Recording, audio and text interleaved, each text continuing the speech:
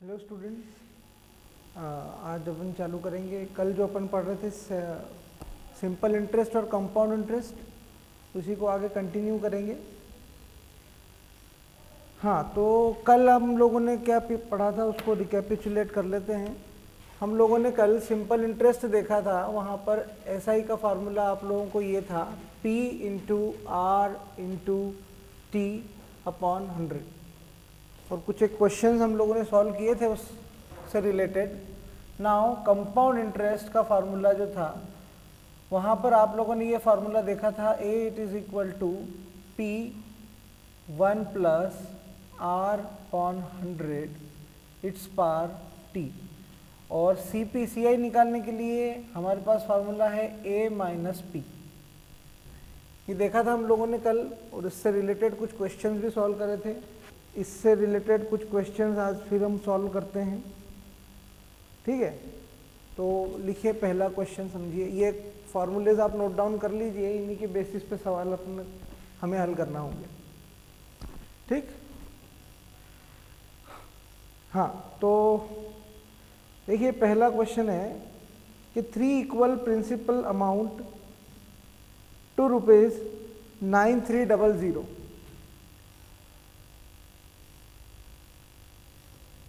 ये ए है। After 3, 4 and 5 years at 6% per annum simple interest find the principal value. वो ये कह रहा है कि हमने पी जो प्रिंसिपल है वो टाइम 2 साल, 3 साल और 4 साल के लिए लेंड किया at the rate of interest 6%। Simple interest ही है ये। तो आपको प्रिंसिपल वैल्यू फाइंड करनी है। You have to find the value, principal value. कैसे करेंगे इसको? यहाँ पर तो सिंपल इंटरेस्ट का फार्मूला लगेगा, let the principal value be X.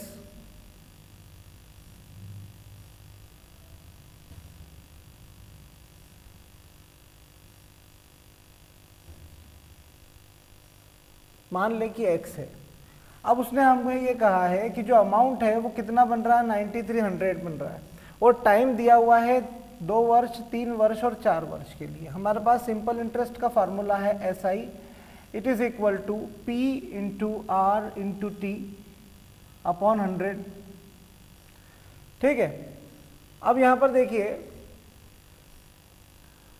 मान लिया जाए कि P जो है वो आपका जो प्रिंसिपल है, हमने उसको x मान लिया, रेट ऑफ इंटरेस्ट आपको 6 दिया हुआ है, और टाइम 2 वर्ष के लिए इतना हो जाएगा, ठीक है। सिमिलरली फॉर 3 ईयर्स ये जो है ये बन जाएगा आपका x into 6 into 3 upon 100, and for that 4 years तो ये हो जाएगा x इंटू 6 इंटू 4 अपॉन 100। ये सिंपल इंटरेस्ट है। अब आपको निकालना है x की वैल्यू। तो यहाँ पर देखिए, हम ये करें कि हमारे पास फार्मूला है A it is equal to P plus SI। अब चूंकि तीनों के लिए ही अमाउंट जो है वो 9300 ही बन रहा है, तो 9300 it is equal to P को आपने x माना है, और किसी के लिए ले लो, फर्स्ट मान ले जाए 2 साल के लिए लें, तो यहाँ पर हो जाएगा x इंटू 6 इंटू 2 अपॉन 100। यहाँ से x की वैल्यू आप फाइंड कीजिए। देखिए, a businessman borrowed 12,000 rupees from 2 money lenders. He paid 8% per annum to 1 money lender and 6% per annum to other. How much sum he borrowed from each money lender if he paid total simple interest of rupees 880 for a year. यहाँ पर देखिए, एक व्यक्ति ने 12,000 रुपये जो है, 12,000 rupees जो है वो 2 मनी लेंडर से लिए हैं, ठीक है।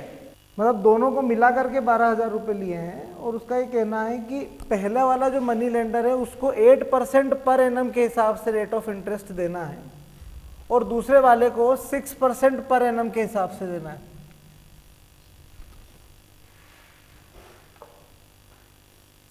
अब 1 वर्ष बीत जाने के बाद वो टोटल यानी दोनों का जो इंटरेस्ट है वो देगा कितना, टोटल इंटरेस्ट जो है एसआई वो देगा आपको 880 रुपीज। तो उनका ये कहना है how much sum he borrowed from each, मतलब पर लेंडर से, मतलब पहले वाले लेंडर से और दूसरे वाले लेंडर से उसने कितने कितने रुपए बोरो किए होंगे, ये आपको बताना है।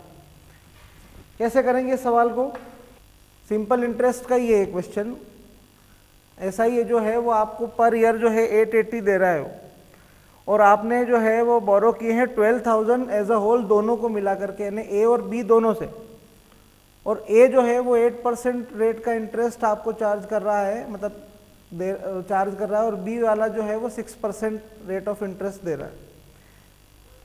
तो ए से आपने कितने रुपए बोरो किए और बी से कितने किए ये बतलाइए।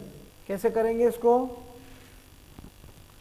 देखिए मान लिया जाए लेट ए से उसने x रुपए उधार लिए बोरो करे हैं और बी से y, तो दोनों का सम x प्लस वाई जो है वो 12,000 के बराबर होना चाहिए। क्लियर है।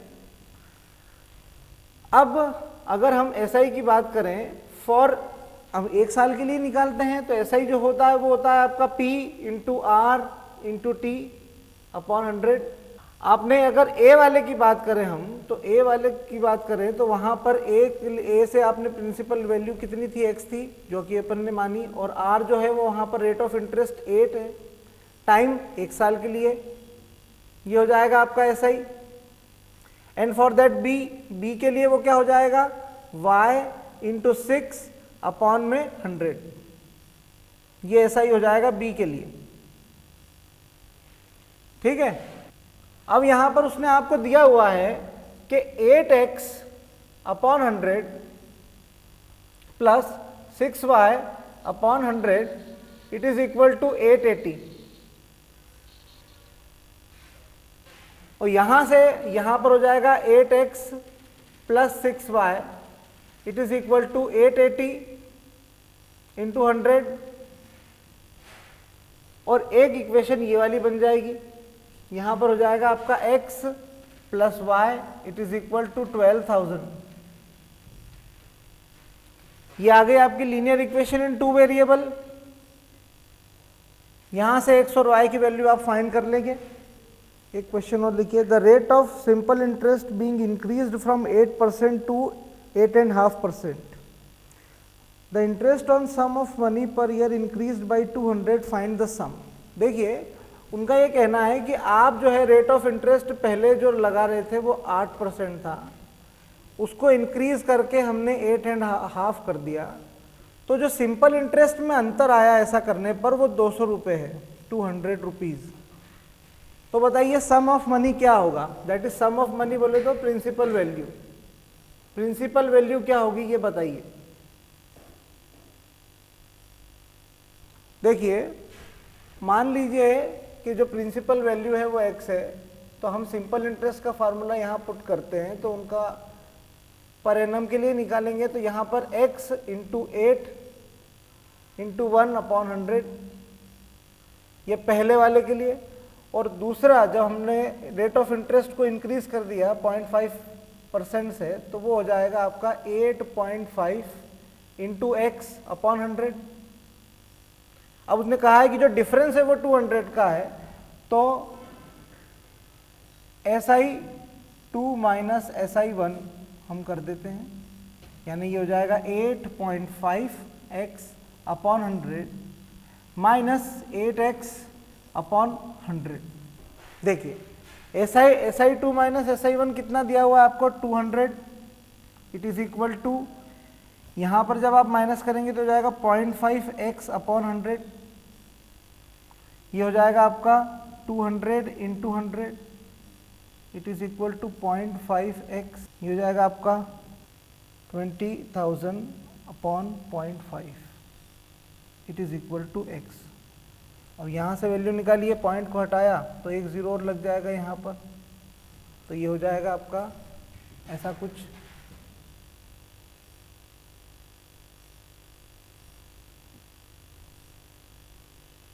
तो ये आएगा आपका 40,000।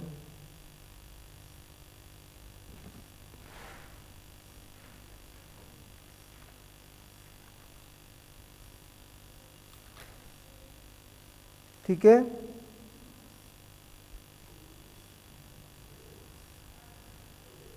अच्छा, एक और क्वेश्चन लिखिए।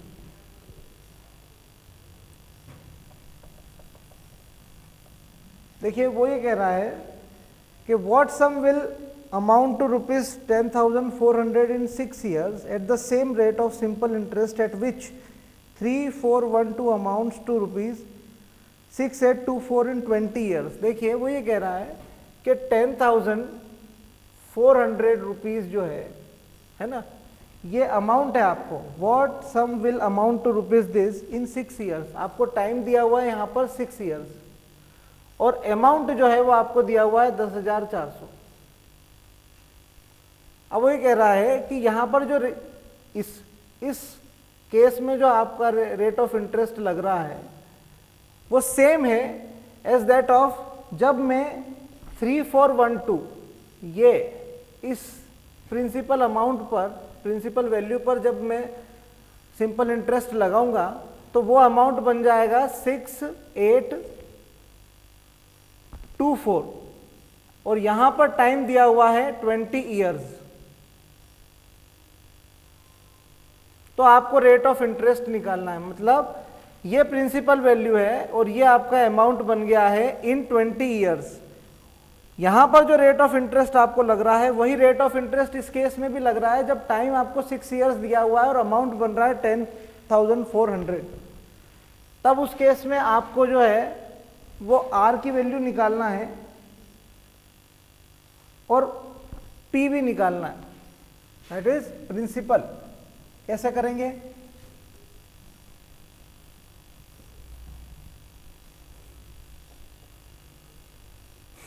देखिए आप कर रहे हैं पहले कि मैं बताऊं?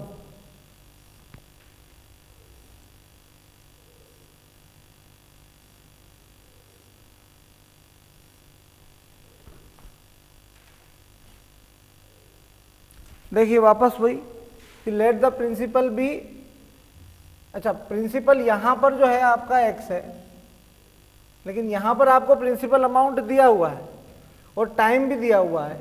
तो हम क्या करते हैं, यहां पर हमारे पास फार्मूला है A it is equal to P plus SI। Amount आपको दिया हुआ है 6824, प्रिंसिपल आपको दिया हुआ है 3412 प्लस SI। SI की वैल्यू आप यहां से फाइंड करेंगे और उसको इस फॉर्मूले में पुट करेंगे।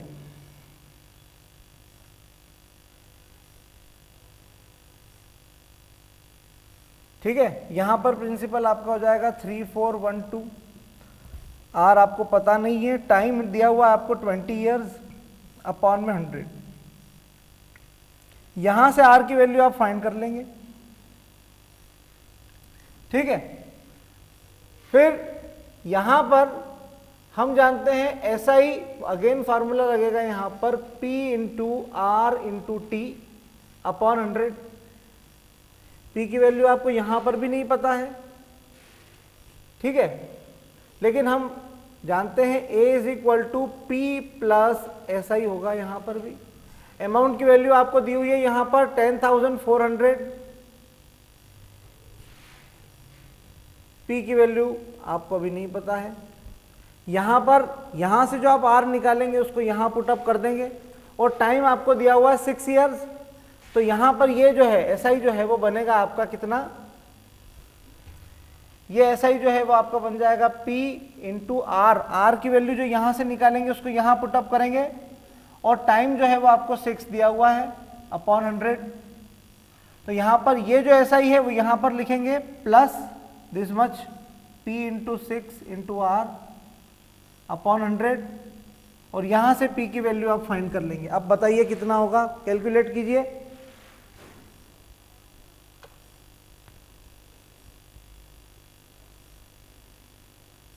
कितना आ रहा है, सम ऑफ मनी कितना आ रहा है बताइए।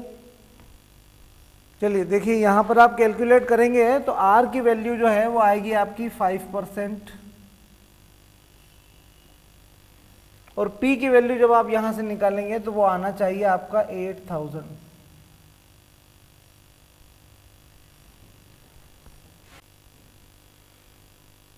चलिए अब अपन कंपाउंड इंटरेस्ट के क्वेश्चंस कर लेते हैं थोड़े बहुत। लिखिए इसमें कंपाउंड इंटरेस्ट में find the compound interest and the amount after 3 years at 5% per annum for ₹8,000। यानी पी की वैल्यू आपको दी हुई है 8,000, आर की वैल्यू आपको दी हुई है 5% और टाइम जो है वो आपको दिया हुआ है 3 इयर्स। अमाउंट ए की वैल्यू निकालिए, A is equal to P 1 plus R upon 100 इसकी पावर में टी। पी की वैल्यू आपको पता है, आर की पता है, टी की वैल्यू पता है, इस फॉर्मूले में पुट कीजिए और आंसर निकालिए। इसके बाद ए की वैल्यू जो आ जाएगी वहां पर A it is equal to P plus C I करेंगे और यहां से सी आई की वैल्यू निकालेंगे, that will be A minus P. कीजिए। फिर इसके बाद एक क्वेश्चन और कीजिए। P it is equal to आपको 12,000 दिया हुआ है, R it is equal to आपको जो है वो दिया हुआ है 12%, टाइम आपको 2 इयर्स दिया हुआ है। पर इसमें एक बात है, एक है कंपाउंडेड एनुअली,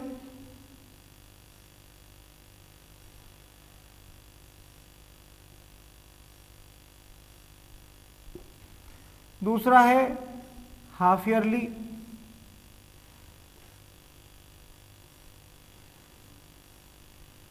तीसरा है क्वार्टरली।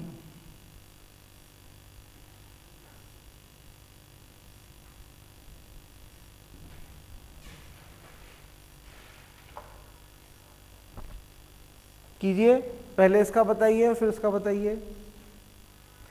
हाँ, और इसमें चौथा एक और है मंथली।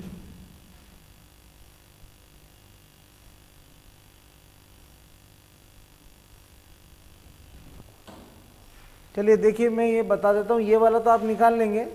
इसमें देख लीजिए, ये कल भी शायद हम लोगों ने देखा होगा। देखिए यहाँ पर क्या है, फॉर्मूला जो आपका है वो है A it is equal to P 1 plus R upon 100। यहाँ पर आपको ए की वैल्यू निकालना है। बस इसमें ए की आपका जो है वो फंडा है वो ये है कि अगर हाफ ईयरली आपको बोला जा रहा है तब आप उस केस में क्या करेंगे, पी और आर की वैल्यू सब वही रहने वाली है, लेकिन अगर आपको हाफ ईयरली कहा गया है तो आर बाय 2 कर देंगे आप, यानी जो आपका रेट ऑफ इंटरेस्ट है वो डिवाइड बाय 2 हो जाएगा और उसी जगह जो टाइम है वो 2 से मल्टीप्लाई हो जाएगा जब हम हाफ ईयरली की बात कर रहे हैं। तो फिर जब हम क्वार्टरली की बात करेंगे तो पी 1 प्लस यहाँ पर एक साल में 4 क्वार्टर्स होते हैं,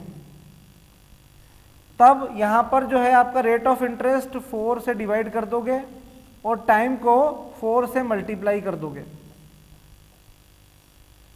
और मंथली के केस में यहाँ पर एक साल में जो है वो 12 महीने होते हैं, तो यहाँ पर आप क्या करेंगे, रेट ऑफ इंटरेस्ट को डिवाइड बाय 12 कर देंगे एंड टाइम जो है वो 12 से मल्टीप्लाई हो जाएगा। बस अब आपके पास वैल्यूज है, पुट कीजिए और आंसर निकालिए। अब लिखिए next question, the sum of money put at compound interest amounts to ₹12,100 in 2 years and 13,310 in 3 years. Find the sum and the rate of interest. अब यहाँ पर देखिए, उनका ये कहना पड़ रहा है कि जो टाइम यहाँ पर दिया हुआ है आपको कितना, 2 वर्ष 2 years, और इसमें जो अमाउंट है कंपाउंड इंटरेस्ट के केस में वो बन रहा है आपका 12,100। और जब हम टाइम को 3 years कर देते हैं तब उस केस में अमाउंट जो है वो आपका बन जाता है, तब आपको P की वैल्यू और R की वैल्यू फाइंड करनी है। कैसे करेंगे, देखिए यहां पर A it is equal to है P 1 प्लस R अपॉन 100 इसकी पावर में T। यहां पर अमाउंट आपको दिया हुआ है 12,100, P की वैल्यू आपको पता नहीं है, R भी नहीं पता है। टाइम आपको दिया हुआ है 2 years. In that same manner यहाँ पर आप लिख देंगे 13310, पी की वैल्यू आपको पता नहीं है, 1 प्लस आर अपॉन 100, इसकी पावर में हो जाएगा आपका 3। ये एक इक्वेशन है, दूसरी ये इक्वेशन, दोनों को डिवाइड कर देंगे तो यहाँ पर आ जाएगा 1200 upon 13310, it is equal to, इनको डिवाइड करेंगे तो p से p कैंसल आउट हो जाएगा, यहाँ पर बचेगा 1 प्लस आर अपॉन 100, इसकी पावर में 2 minus 3, that is 1 plus R upon 100, इसकी पावर में हो जाएगा माइनस का 1। इसको सॉल्व करेंगे तब ये बनेगा अपना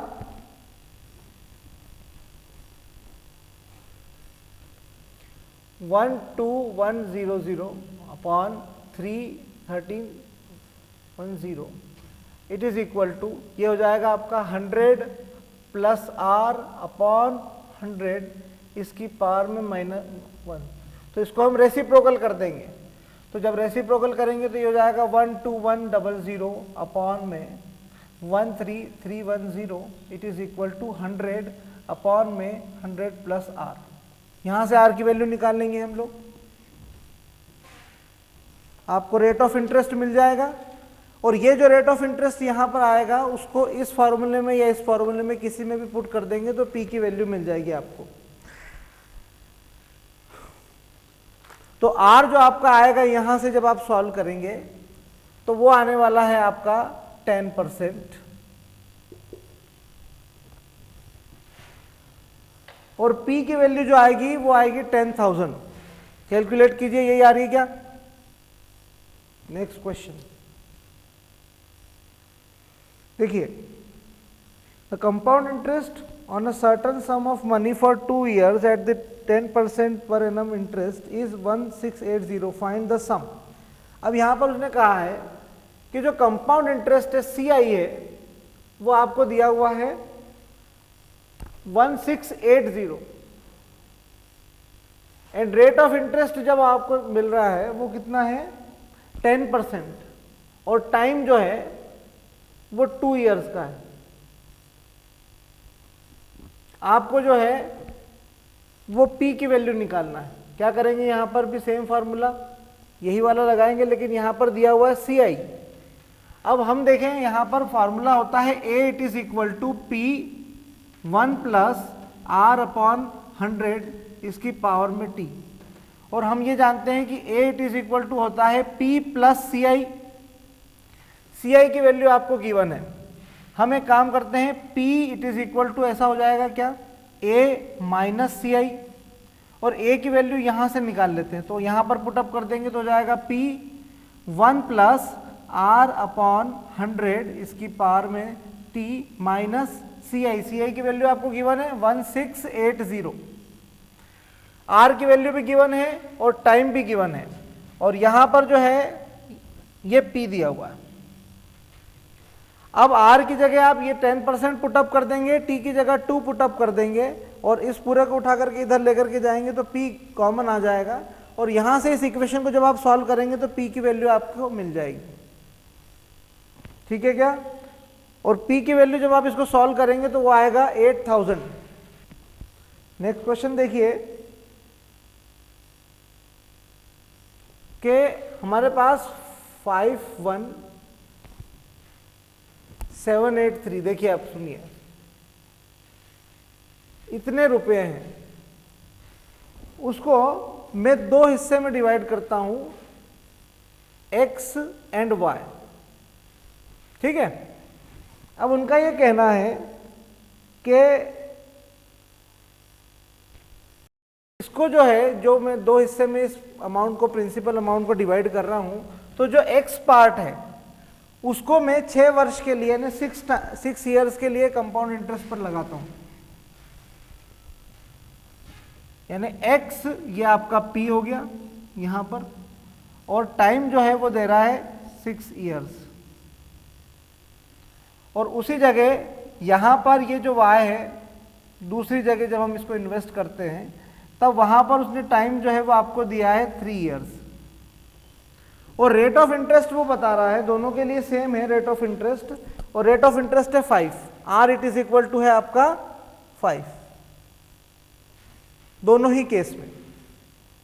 फिर उनका ये कहना पड़ता है कि 6 साल बाद या 3 वर्ष बाद ये जो दोनों हिस्से हैं, first part that is x and second part that is y, उसको जब हम 6 साल के लिए कंपाउंड इंटरेस्ट पर लगाते हैं और वाई पोर्शन को जब 3 ईयर्स के लिए कंपाउंड इंटरेस्ट पर लगाते हैं, तो जो अमाउंट बनता है दोनों ही केस में, यानी इस केस में जो अमाउंट बन रहा है और इस केस में जो अमाउंट बन रहा है, दोनों ही सेम है। तो बताइए एक्स और वाई की वैल्यू क्या होगी, बतलाइए कैसे करेंगे इस सवाल को। How should be this much amount be divided, तो आपको एक्स और वाई की वैल्यू निकालना पड़ेगी। कैसे करेंगे, देखिए यहां से हमको एक चीज तो पता लग गई कि x प्लस वाई जो है दैट इज इक्वल टू 51783, ये आपकी पहली इक्वेशन हो जाएगी। नाउ अब हमारे पास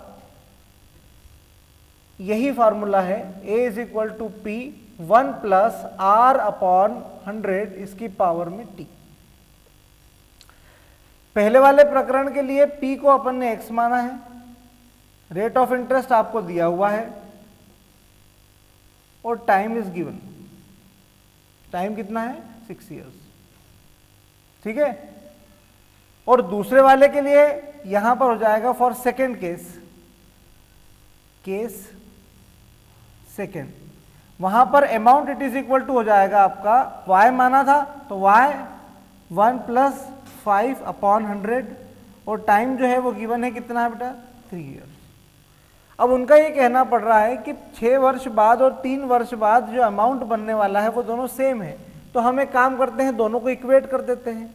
यहां पर हो जाएगा x it is equal x multiplication 1 plus 5 upon 100 इसकी पावर में 6 it is equal to y 1 plus 5 upon में 100 इसकी पावर में 3। यहां से x by y it is equal to हो जाएगा आपका 1 प्लस 5 बाय 100 इसकी पावर में माइनस का 3। कैसे आया, इसको डिनोमिनेटर में लेकर के आ गए और लॉज ऑफ इंडाइसेस लगाया, तो 6 माइनस 3 तो माइनस का 3 बचेगा, 3 माइनस 6 करेंगे तो यहां से जो x की वैल्यू आपकी मिलेगी उसको आप इस फॉर्मूले में पुट अप कर देंगे और x और y की वैल्यू आपको मिल जाएगी। ये लीनियर इक्वेशन इन 2 वेरिएबल जैसा ही है। यहां से आप x की वैल्यू निकाल लीजिए that will be in the form of y और वो उसको यहां पर आप पुट करेंगे तो आपको जो है x और y की वैल्यू बारी बारी से मिल जाएगी। तो इसको जब आप सॉल्व करेंगे तो जो वैल्यू आएगी वो एक वैल्यू आएगी 24,000 और दूसरी जो आने वाली वो आएगी 27,783। देखिए यही आ रही क्या, तो सॉल्व कीजिए और बताइए। मेथडोलॉजी तो आपको समझ में आ गई कैसे करना है। अब एक और क्वेश्चन लेते हैं इसके बाद। देखिए उन्होंने कहा है ये इसी के जैसा, ये सेम ही है कि डिवाइड 6305 यानी इस रुपये को 6305 को आपको डिवाइड करना है in 3 parts such that their amounts at 5% compound interest compounded annually for 2, 3 and 4 years respectively may be equal. अब इसके जैसा ही है बिल्कुल। यहाँ पर उन्होंने कहा है कि इसको आपको 3 अमाउंट्स में डिवाइड 3 पार्ट्स में डिवाइड करना है x, y और z में। अब उनका ये कहना पड़ रहा है कि जब यहाँ पर देखिए एक इक्वेशन तो वहीं से मिल गई आपको x plus y plus z it is equal to ये हो जाएगा 6305, ये पहली इक्वेशन। और उनका ये कहना है कि आप जो रेट ऑफ इंटरेस्ट लगा रहे हो तीनों पार्ट पर वो 5% है, लेकिन टाइम तीनों के लिए अलग अलग है। यानी फॉर पार्ट x टाइम हो जाएगा आपका 2 साल, y के लिए 3 इयर्स और z के लिए 4 इयर्स। ठीक है। अब आपको x, y और z की वैल्यू निकालना है। तो देखिए बिल्कुल सेम क्वेश्चन है इसी के जैसा ही। यहां पर हम लोगों ने क्या किया, हमने t की जगह ये वाली वैल्यू 2 पुट अप कर देंगे, r जो है रेट ऑफ इंटरेस्ट आपको 5 दिया हुआ है और p आपने x मान लिया, ये पहला केस हो जाएगा। In that same manner for y second case इसी तरीके से बनने वाला है और z के लिए थर्ड केस बनने वाला है, वो कुछ इस तरीके से बनेगा। केस थर्ड वो क्या बनेगा, वो हो जाएगा आपका z 1 + 5/100 और उसकी पावर में हो जाएगा 4। अब अमाउंट तीनों सेम ही बनने वाले हैं। तब आप क्या करेंगे, देखिए एक काम कीजिए, यहां पर से अपन ने एक ये वाली इक्वेशन निकाली थी, दिस मच, ये वाली, ठीक है। अब हम क्या करेंगे, इसको इससे कंपेयर कर देंगे, इसको इससे कंपेयर करेंगे तो क्या बनेगा आपका x 1 + 5/100 इसकी पावर में 6 it is equal to z 1 + 5/100 इसकी पावर में 4। तो यहां पर से आपको मिलेगा x अपॉन में z it is equal to 1 + 5/100 इसकी पावर में -2। कैसे हुआ, ये डिनोमिनेटर में आएगा, फिर यहाँ पे लॉज ऑफ इंडाइसेस लगेगा, तो 4 में से 6 जाएंगे तो -2 बनेगा। और यहाँ से आप क्या करेंगे, अब आपको z और y की वैल्यू निकालना है, तो यहाँ से z की और यहाँ से y की value in the form of x निकाल लेंगे और उसको इस वाली इक्वेशन में पुटअप कर देंगे x + y + z में।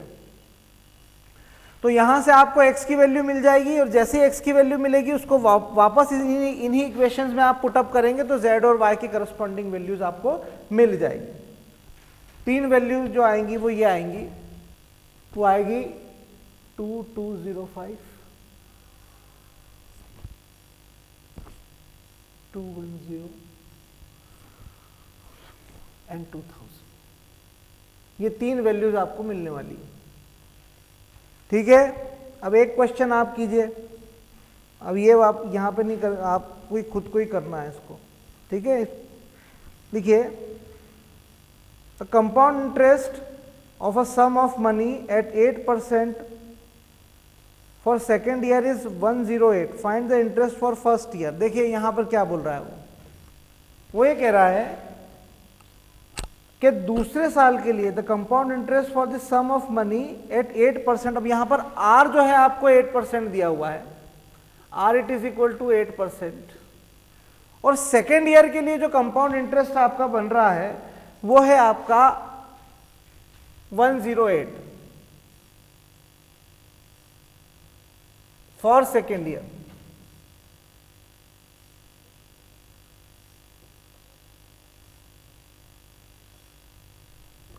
आपको फर्स्ट ईयर के लिए इंटरेस्ट निकालना है, कैसे करेंगे। देखिए वो ये कह रहा है कि जो आपका 2 साल के लिए आपको जो है वो मनी लैंड किया सपोज, ठीक है। अब देखिए कंपाउंड इंटरेस्ट और सिंपल इंटरेस्ट में अंतर क्या होता है। कंपाउंड इंटरेस्ट क्या होता है, ब्याज के ऊपर ब्याज लगाएंगे। जैसे कि मान लिया जाए कि पहले साल जो है वो आपने 100 रुपीज़ बोरो की है, तो अगले साल मान लीजिए अपन 10% का, चलो 8% ही ले लेते हैं, तो 8% का इंटरेस्ट है, तो फॉर सेकेंड ईयर आपको देना है उसको 108 रुपीज़। लेकिन हो क्या रहा है कि अगर मान लिया जाए कि फॉर इंस्टेंस कि आप दूसरे साल नहीं दे पाए, तो तीसरे वर्ष में क्या हो जाएगा कि ये जो 108 है यही आपका क्या बन जाएगा, प्रिंसिपल।